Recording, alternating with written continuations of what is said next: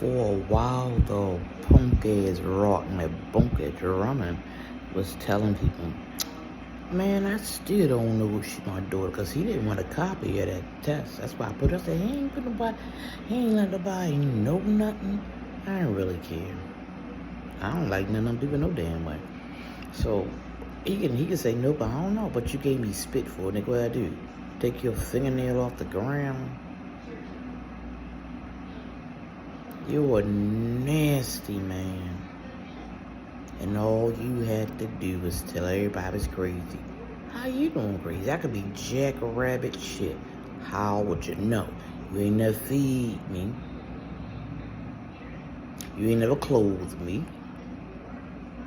And you ain't never sheltered me. And if anybody believe what your oldest daughter ever told you, they jackrabbit stupid like your dumbass. My mama wouldn't have told you nothing like that. She only told her girlfriends. The guys were not told. Do you know why? Because the majority of her boyfriends stood with me, not her. George Austin, Robert George, they knew how she treated me, and they treated me like a lady. And through all the years when she didn't buy me no clothes, that's why I thought and I knew I was special. Because my mama boyfriends let me know that I was special and I was spoiled. Yep, no hanky-panky, danky-danky. They just made sure that wherever we went, I was included. None of that, oh, we forgot to get you, pick you up. They made sure I was included. Even Bozy. They made sure that if they did go somewhere and I couldn't go, or one of us didn't go, they made sure we got a kid's McDonald's meals too, and a toy, and a drink. They made sure I got one. Sometimes I didn't always get one. I was forgot about, like 2 hours in the car.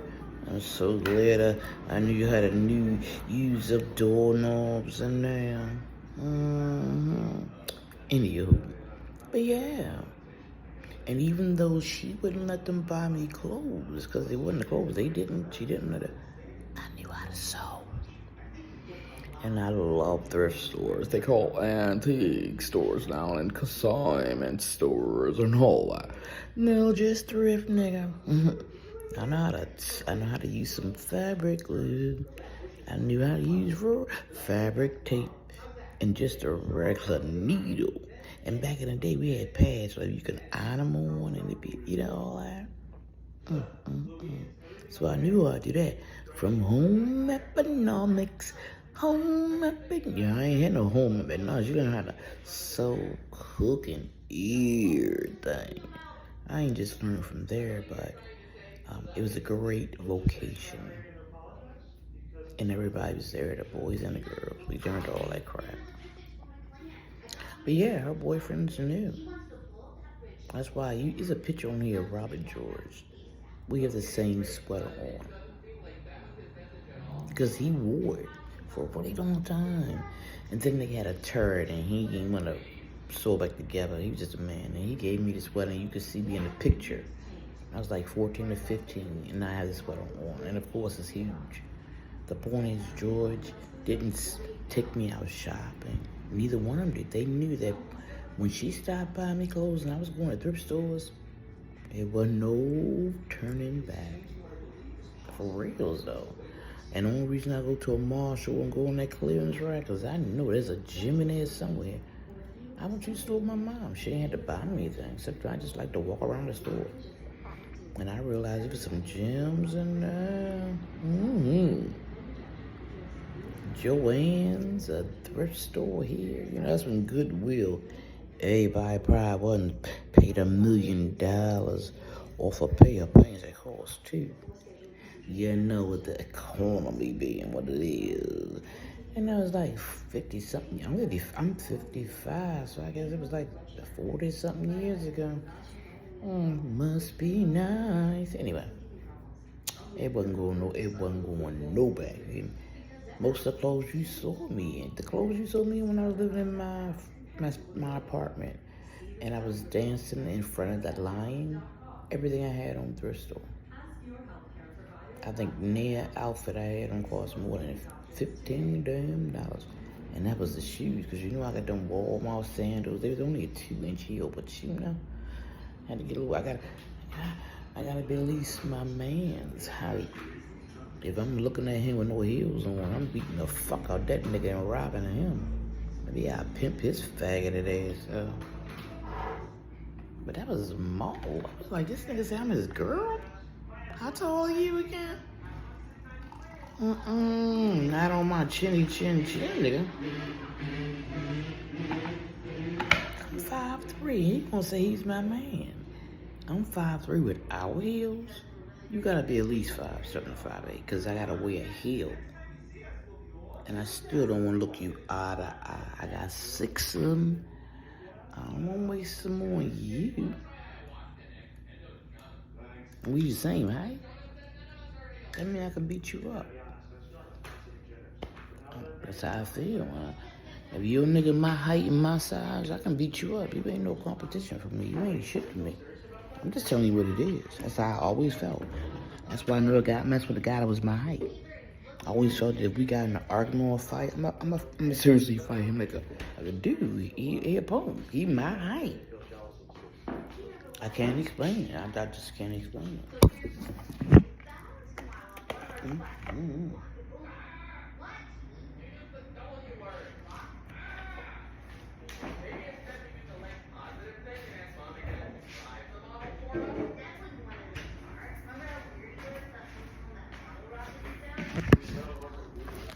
I will always point to the ceiling if by some chance I lay the phone down in here. I don't want to disrespect anybody in this building, but I do like to be able to record my thoughts. Go up on 7 minutes, but seriously, that's how I always felt. I always felt that if I can look my man directly in the eye, I mean, it's a perfect, you know, you feel me? That's how I feel. You ain't gotta go up. You ain't gotta go down. You know what I'm saying? It's a perfect straight away. I wasn't feeling nothing like that. That was just like, nah. And believe it or not, I show you all the pictures when I was sick and everything. I was like this up until my second baby at 37. My move, my 18-year-old or whatever.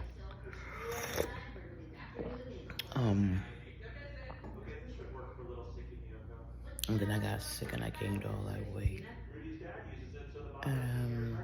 For some strange reason, they think that I lost all this weight because I was getting janked out with crack and shit. Yeah. No. Y'all can look at my house before I even got the surgery. I had a stationary bike. I had one of them sweat vests and stuff. I had already started because I had got my sugar down to 6. My A1C in the morning, it was down. I mean, it was just down. I was taking off of metformin before I even had surgery. That's how good I was getting. So don't believe that damn hype. That's the saddest part of it all. When I was very happy to see my sister, even though I already knew she came with some bullshit. She wanted to see me as a junkie, homeless whore. Like I said, I knew she hated me, but she wanted me dead too, and I can't get over the fact that these people not only dislike me. That's cool. I don't pop nothing. I don't flex nothing. You don't have to. Shit, I be out there with a flag say she doesn't have to. Because you don't. But they want to kill me, then I gotta say, well, hell no, who the fuck you think you are? That you could take my motherfucking life. And more importantly, you don't know me that well. To think I'm gonna let you do it on any level. So I'm gonna tell you right now, I gotta flex. I like breathing above ground. I think about everybody I know did. But I heard a little birdie was snitching their asses off. Couldn't tell me bad she was one of OG. I guess our children aren't. Everybody have a great day. And nope, I don't give a fuck. You ain't care about me.